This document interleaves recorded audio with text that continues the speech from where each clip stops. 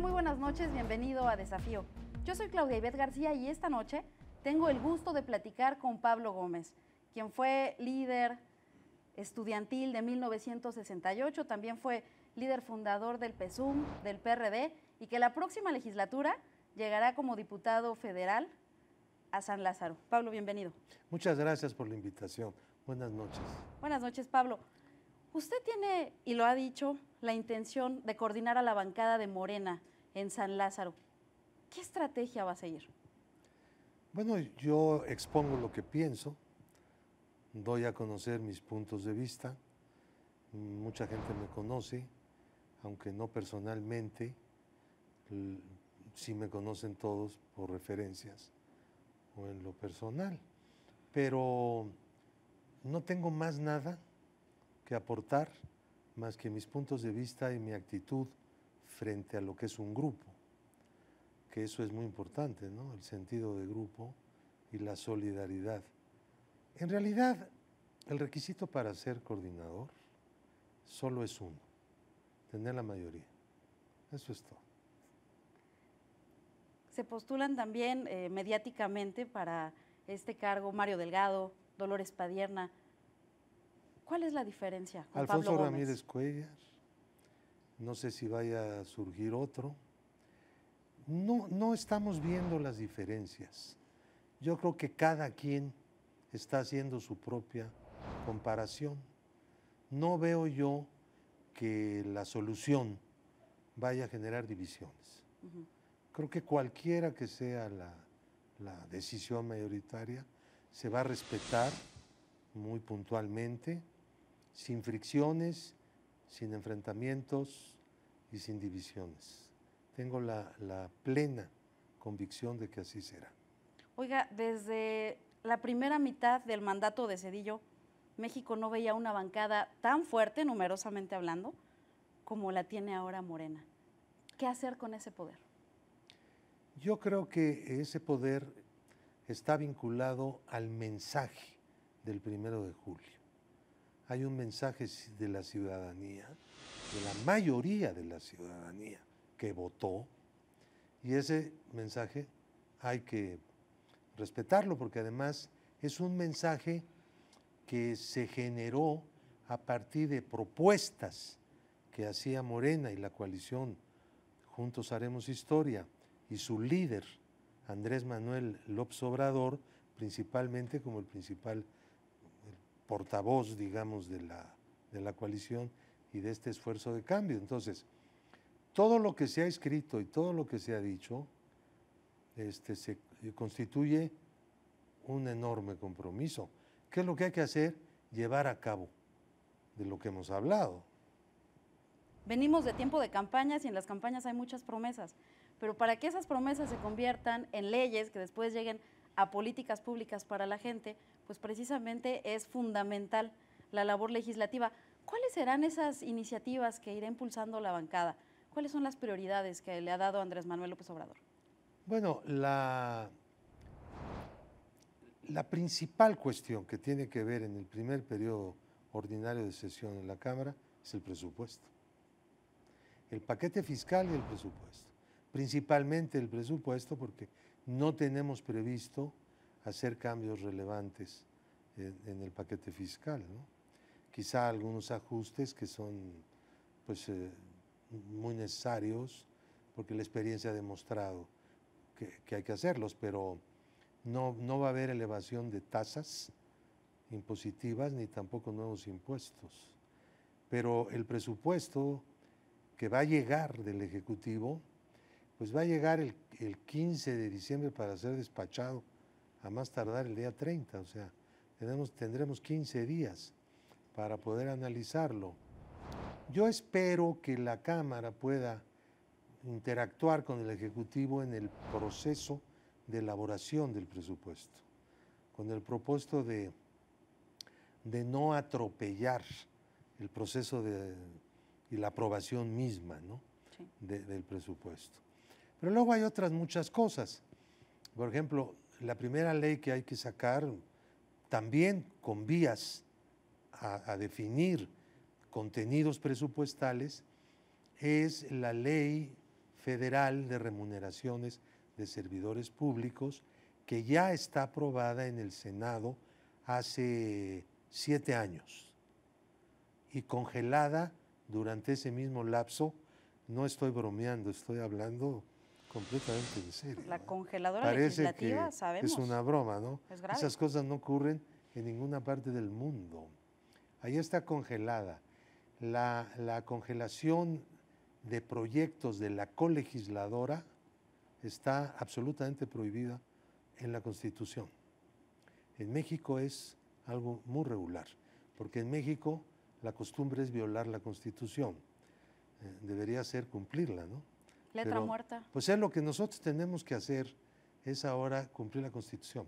Entonces tenemos que dictaminar y votar, discutir y votar la minuta del Senado en la Cámara de Diputados. Yo soy el autor de esa ley. Si es necesario hacerle alguna modificación, porque las cosas han cambiado o porque hay otros puntos de vista que en la Cámara se pueden dar, pues yo creo que hay que estar abiertos a eso. Pero si no son muy urgentes esas incorporaciones al proyecto, pues sin necesidad de regresarla al Senado, hay que enviarla al Ejecutivo. Y es ahí en donde yo espero que Enrique Peña Nieto, pues no la vaya a observar, es decir, no la vaya a devolver, porque sí tiene esa capacidad constitucional.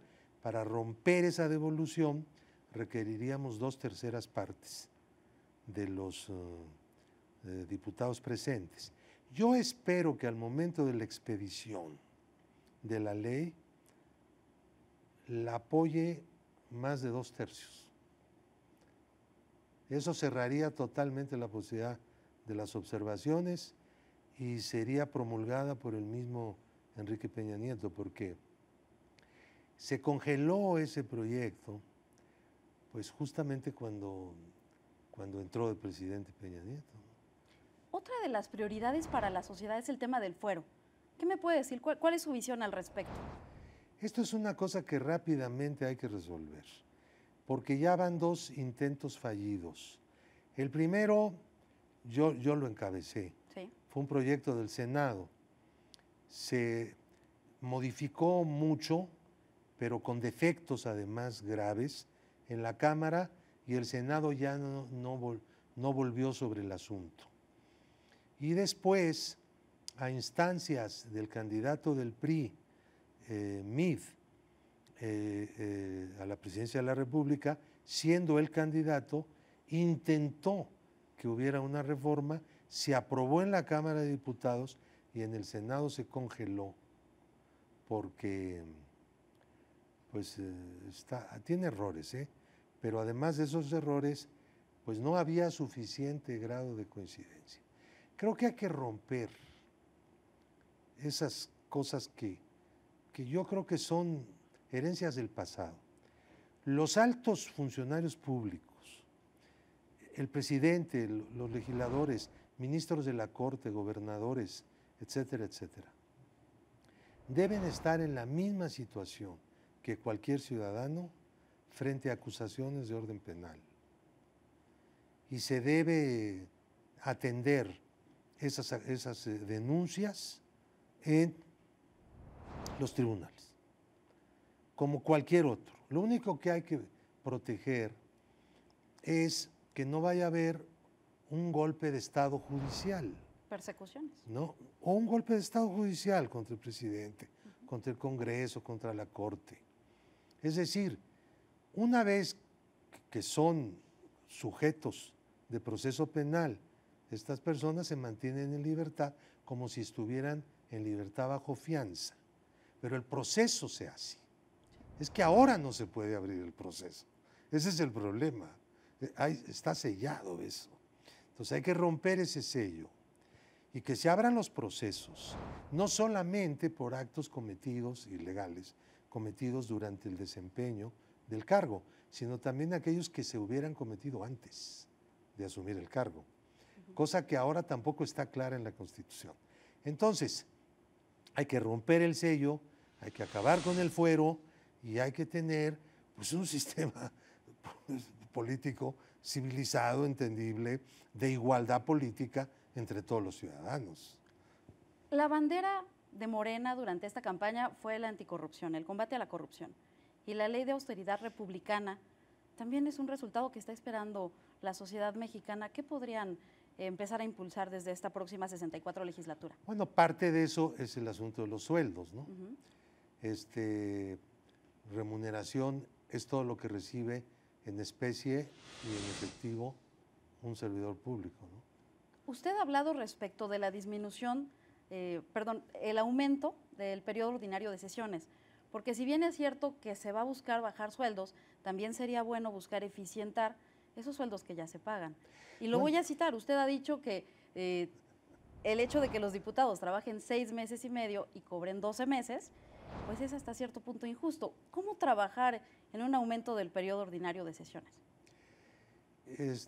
Creo que hay que hacer una modificación en la Constitución, pero puede ser por consenso, a efecto de que el Congreso esté abierto casi todo el año, haya unas vacaciones que además creo que son pues lógicas y todo el mundo tiene derecho a ellas, Sí.